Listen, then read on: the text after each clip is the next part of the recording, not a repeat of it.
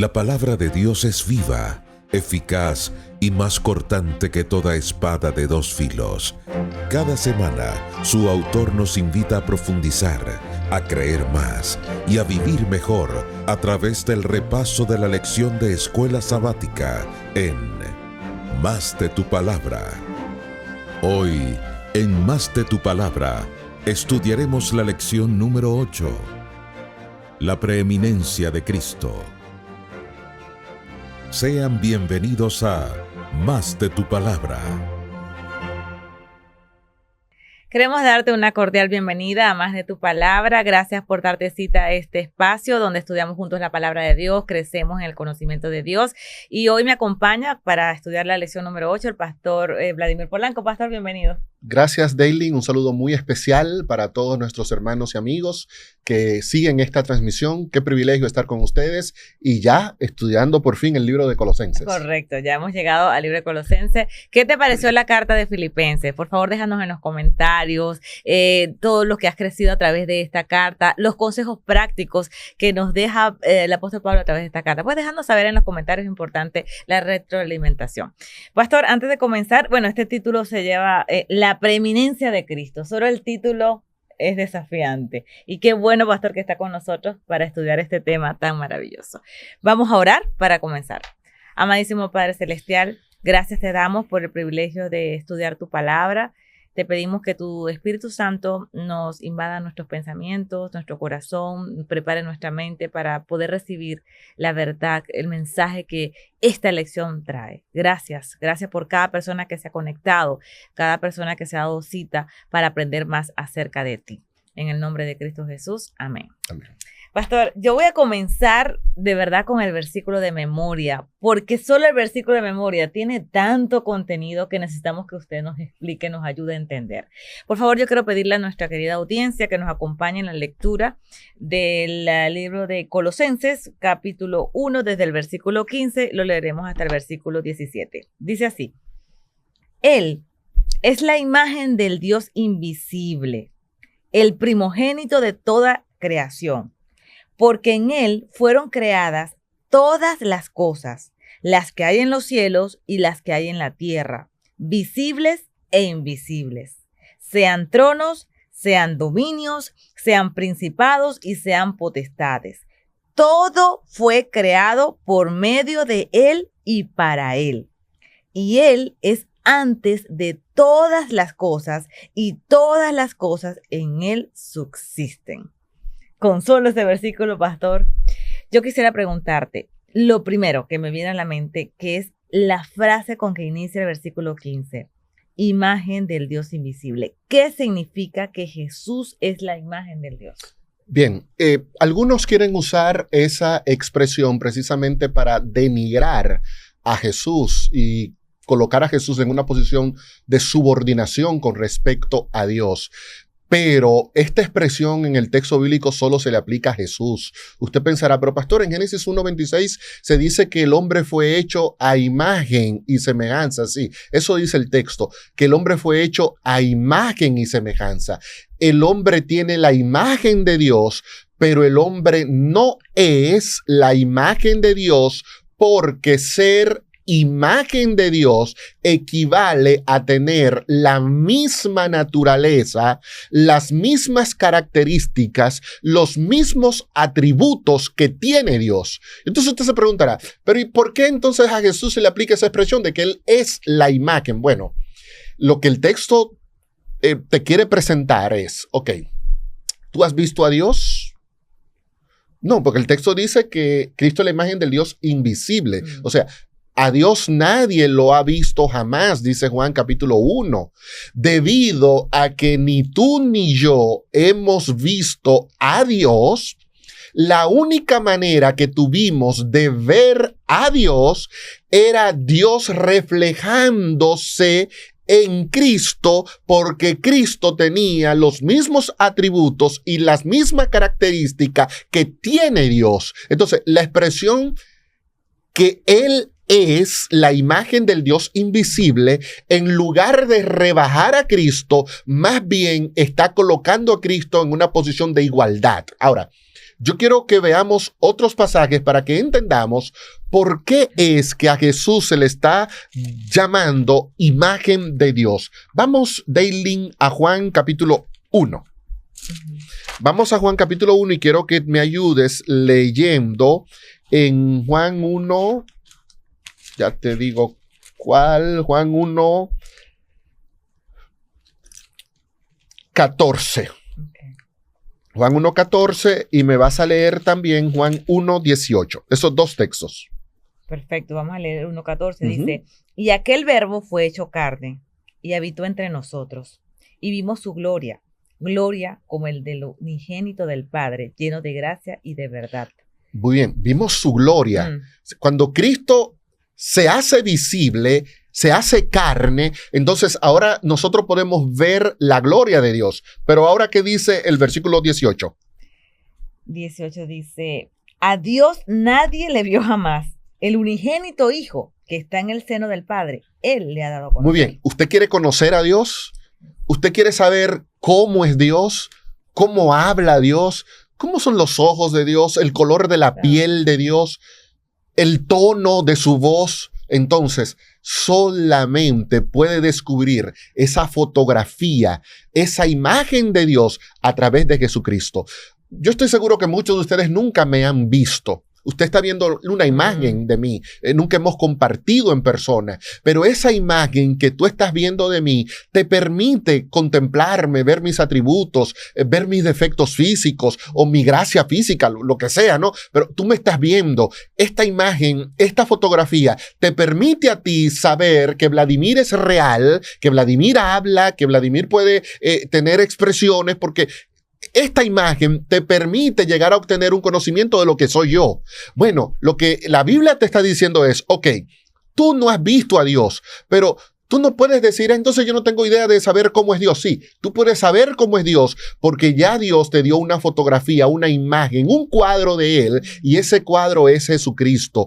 Él, dice Juan, Él lo da a conocer. La expresión que Juan utiliza es el exégeta. Jesús es el que hace la exégesis a Dios y permite que tú puedas tener acceso a ese conocimiento. En el 3 en 1, yo quiero, Daylin, compartir con ustedes una lectura que encontramos aquí en el 3 en 1, en la página 58. Del 3 en 1, el Clinton Wallen da una cita de Elena de White que forma parte del manuscrito 70 de 1899. Y allí Elena de White dice lo siguiente: Jesucristo es, ¿lo estás leyendo ya tú? Sí. Es el que... La única fotografía. ¿Cómo? Perfecta que tenemos de Dios. Muy bien. Yo sé que hay mucha gente que quiere, déjame ver en Dios a Vladimir. Yo quisiera, ojalá Dios me dé el privilegio de que tú puedas ver a Dios a través de mí. Ojalá tú puedas ver a Dios a través de Daylin. Ojalá los demás puedan ver a Dios a través de ti. Pero yo quiero decirte a ti una cosa. Cuando te quedes mirando a Vladimir, siempre encontrarás una razón para criticar a Vladimir, porque Vladimir es imperfecto, porque Vladimir es humano, porque Vladimir es débil. Vladimir, por más que quiera, no puede darte una imagen perfecta de Dios. Por eso es que el texto de Colosenses 1:15 dice que la imagen perfecta de Dios es Jesucristo. Por eso es que Juan dice que Él es el único que puede darte a conocer a Dios. Y por eso Elena de White dice que Él es la única fotografía perfecta. ¿Tú recuerdas Hebreos 11? Hebreos 11 nos menciona allí la famosa galería de la fe. Y mira este cerró la boca del león. Y mira aquel, construyó un arca para salvar a su familia. Y mira el otro, salió sin saber a dónde iba. Y mira este venció gigantes. Y se dicen cosas maravillosas. Al final del texto, Pablo dice que eran hombres y mujeres tan dignos que el mundo no era merecedor de ellos. Pero una vez, y Pablo termina de describir las acciones de esos grandes hombres y mujeres, en el 12:1 dice, pero pongan sus ojos, 12:2, pongan sus ojos en Jesús, amén, el autor y consumador de la fe. No te quedes mirando a David, no te quedes mirando a Sansón, no te quedes mirando a Daniel, a Enoc, a Elías, a Vladimir, a Daylin. La única fotografía perfecta de Dios es Cristo. Esa es la imagen que tú tienes que mirar.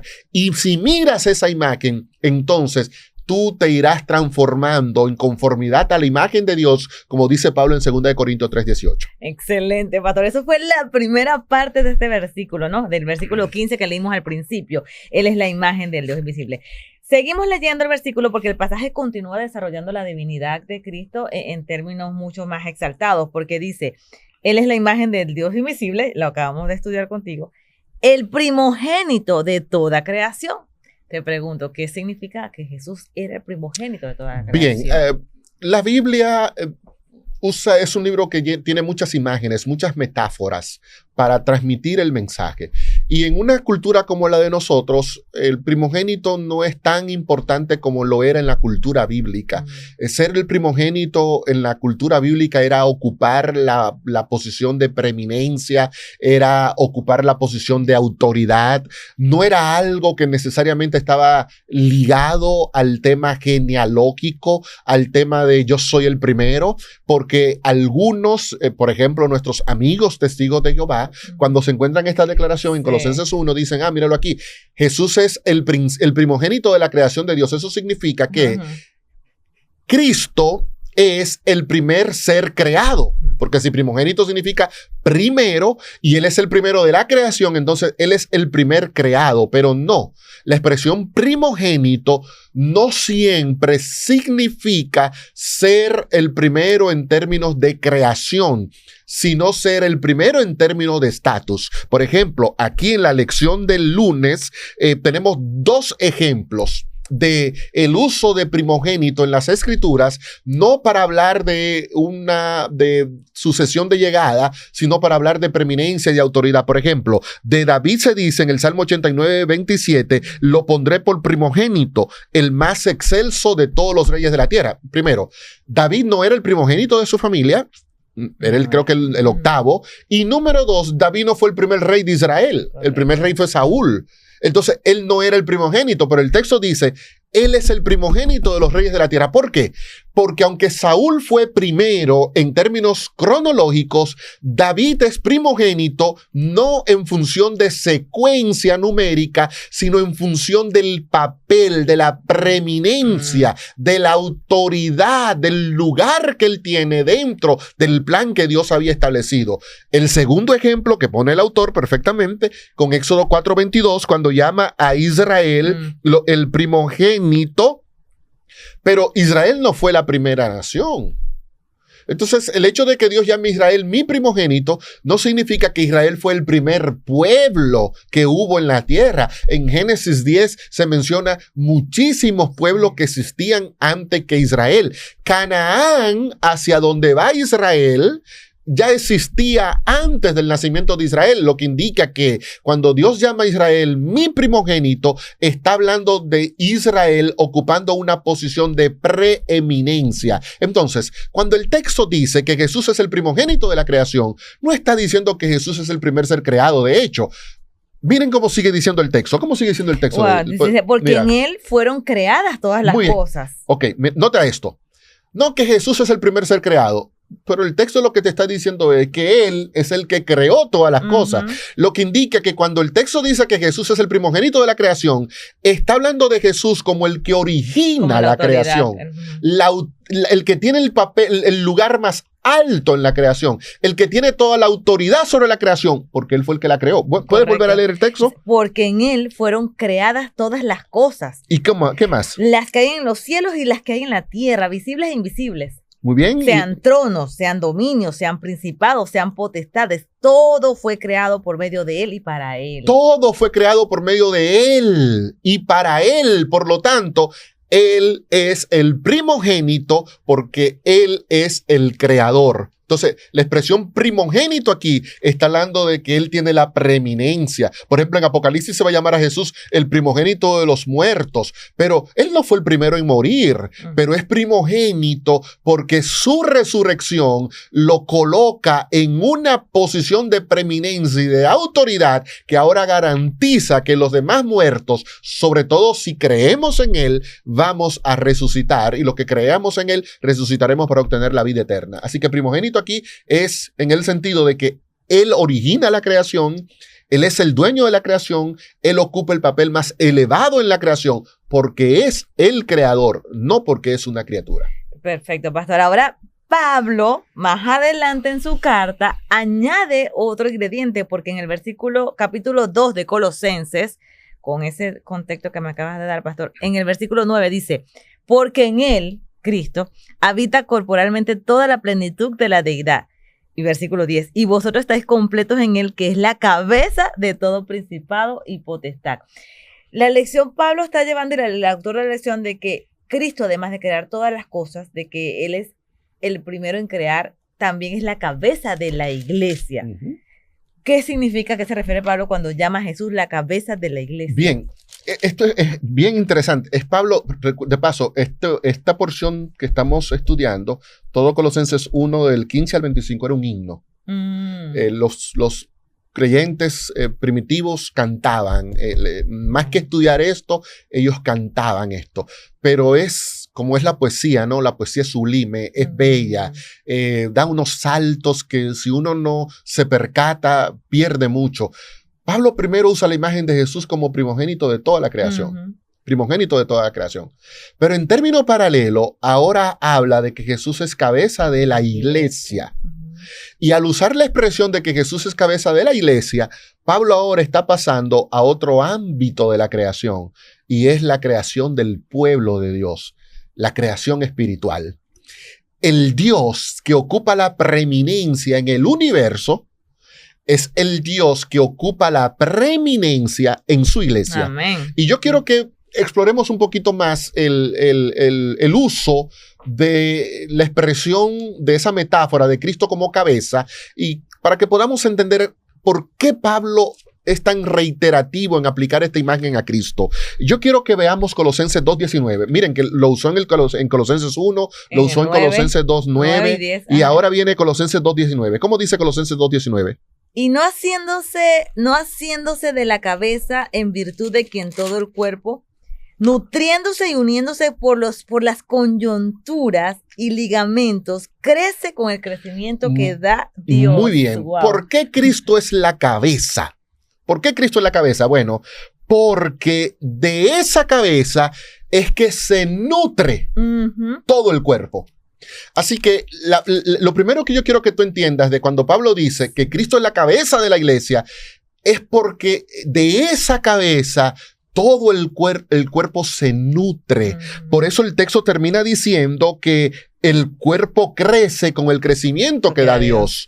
Cuando una iglesia pierde de perspectiva que Jesús es la cabeza, que Jesús es la fuente de su crecimiento, de su alimentación, entonces es una iglesia que se convierte en un pueblo inútil. Juan capítulo 15, cuando tú estás pegado a la vid, tú puedes hacer muchas cosas, pero si te separas de la vid, sin mí no puedes hacer nada. Entonces, Cristo es la cabeza porque Cristo es el que nos alimenta. Entonces te pregunto, ¿conviene que Cristo sea la cabeza de la iglesia? Por supuesto que sí, porque esa es la garantía que tiene la iglesia de que podrá recibir todos los nutrientes que necesita para poder crecer efectivamente. Pero veamos en Efesios 4:6. Efesios 4:6. Otra razón por la que Cristo es la cabeza. Ok, ya déjame ver aquí que ya estamos en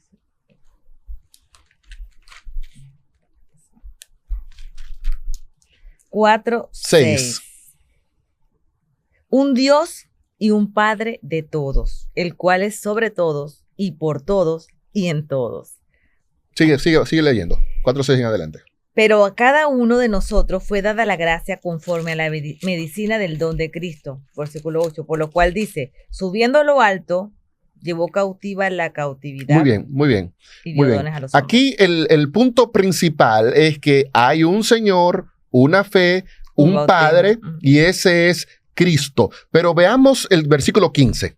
Perfecto, dice. Ese Cristo y ese Padre que están trabajando juntos. Veamos ahora el versículo 15. Sino que siguiendo la verdad en amor, crezcamos en todo en aquel que es la cabeza. Muy bien. Esto es Cristo.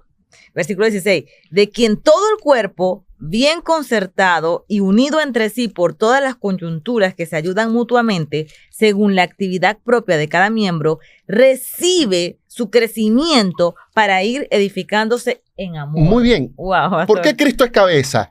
Porque la cabeza es la que puede unir a los demás miembros del cuerpo. Y eso nos remonta a un tema que estudiamos semanas atrás, el tema de la unidad. Correcto. Cuando una iglesia está desunida es porque esa iglesia ha perdido de vista que Jesús es la cabeza. Porque cuando todos los miembros de la iglesia están enfocados en Cristo, entonces de Cristo brota como cabeza esa unidad que mantiene al cuerpo concertado y unido entre sí. De manera que la única garantía que tiene el pueblo de Dios de estar unido entre sí y de que todos podamos seguir creciendo, así como el Padre, el Espíritu y Cristo son uno, en Efesios 4:6, así también la iglesia solamente puede ser una en la medida en la que Cristo sea la cabeza. Y veamos finalmente el texto de Colosenses, mismo en Efesios capítulo 5. Sí, en Efesios 5 se utiliza otra vez la imagen de cabeza. Vamos a leer desde el versículo 23 en adelante. Porque el marido es cabeza de la mujer, así como Cristo es cabeza de la iglesia, la cual es su cuerpo, y Él es su Salvador. Versículo 24. Así que como la iglesia está sujeta a Cristo, así también las casadas estén sujetas a sus maridos. Muy bien. 25. 25 dice, maridos, amad a vuestras mujeres, así como Cristo amó a la iglesia y se entregó a sí mismo por ella. Bien, entonces, ¿por qué Cristo es la cabeza? ¿Por qué Cristo es la cabeza? Porque es el que más ama. Pablo utiliza la imagen de Cristo como cabeza de la iglesia porque Jesús fue el que se entregó. Jesús es el que amó. ¿Saben? Hay gente que quiere ser cabeza en la iglesia, que quiere ser jefe, que quiere ser el líder, pero no quiere amar. No quiere entregarse. Jesús dio inicio a este pueblo y es la cabeza de este pueblo porque Él fue el que por amor se entregó para que hoy tú y yo podamos formar parte de esta iglesia, para que hoy nosotros podamos ser este cuerpo que unido a Cristo puede crecer. Entonces, Cristo es cabeza porque Él fue el que se sacrificó por cada uno de nosotros. Lo que quiero que tú veas es que la imagen de Jesús como cabeza no necesariamente está apuntando a que Jesús es el jefe, a que Jesús es el que dice por aquí, que Jesús es el que dice por aquí y que Jesús es el jefe. Pero la idea de Cristo como cabeza va más allá de simplemente ser el líder. Es que más que el líder es el que te nutre. Es el que permite que podamos estar unidos y es el que merece estar al frente de su pueblo porque Él fue el que murió y se entregó por cada uno de nosotros. Por eso, pastor, cuando una iglesia realmente hace sus programas en relación a cristocéntricos, sus temas de conversación, los ministerios cristocéntricos, pues crece, pastor, porque como dice la palabra, lo que acabamos de leer, crece. ¿Y qué mensaje usted le daría en estos minutos finales a iglesias que, porque estamos claros, a veces perdemos el foco en nuestro evangelismo, dentro de nuestras comunidades, en nuestras programaciones, dentro de nuestras redes sociales como iglesia, que nos empezamos a hablar de cualquier otra cosa que en vez de hablar de la cabeza de nuestra iglesia, que es Cristo Jesús? ¿Qué consejo usted le daría a todas esas iglesias? Bueno, lo primero que yo le daría es preste atención a la lección de escuela sabática. Noten cómo se titula la lección de esta semana. La preeminencia de Cristo. La preeminencia, eso significa que Cristo está por encima. Colosenses 1 dice que Cristo creó las cosas que están arriba en el cielo, las que están en la tierra y las que están debajo de la tierra, lo que indica que no hay una esfera de la existencia que no esté bajo el control, la soberanía y el dominio de Cristo. Siendo que Cristo tiene el dominio sobre todo, entonces es evidente que Cristo debe ocupar el primer lugar en nuestras vidas, que nuestras iglesias deben estar enfocadas en exaltar a Jesús, en promover a Jesús, en anunciar aJesús, porque Él es la cabeza, Él es el primogénito, Él es el principio de todo. Él, como dice Elena de White, debe ocupar el primer y el último lugar en nuestra vida. Él es el alfa y el omega, el principio y el fin. No hay un punto en nuestra experiencia donde Jesús Jesús no ocupe el primer lugar, el papel protagónico. Así que quiera el Señor permitirnos que podamos entender la preeminencia de Cristo y al entender la preeminencia del Señor, dejar que Él sea el soberano sobre nuestras vidas, sobre nuestras decisiones, sobre nuestros planes, sobre nuestros sueños. Jesús es el dueño de todo lo que hay en tu vida. Amén. Entonces, deja que Él te dirija completamente. Amén. Qué maravillosa lección. Me encantó. De verdad, debe ser el centro de nuestras vidas, Cristo Jesús, pero no tanto como un dicho bonito, sino vivirlo como hoy lo estudiamos en esta maravillosa lección. Pastor, yo me siento demasiado conmovida con esta lección. Me encantó. No sé a ti, mi querido amigo. Si es así, por favor, también déjanos saber en los comentarios. Una oración final para cerrar este programa. Vamos a orar entonces. Padre Celestial, queremos que Jesús ocupe la preeminencia en Amén. nuestras vidas. Tú conoces todos nuestros sueños, nuestros deseos, todo eso al que dedicamos nuestro tiempo. Permite que todo en nosotros pueda ser relegado a un segundo lugar ante la figura imponente de tu Hijo. Que Jesús sea el primero y el último Amén. en toda nuestra existencia. En su nombre te lo pedimos. Amén. Amén.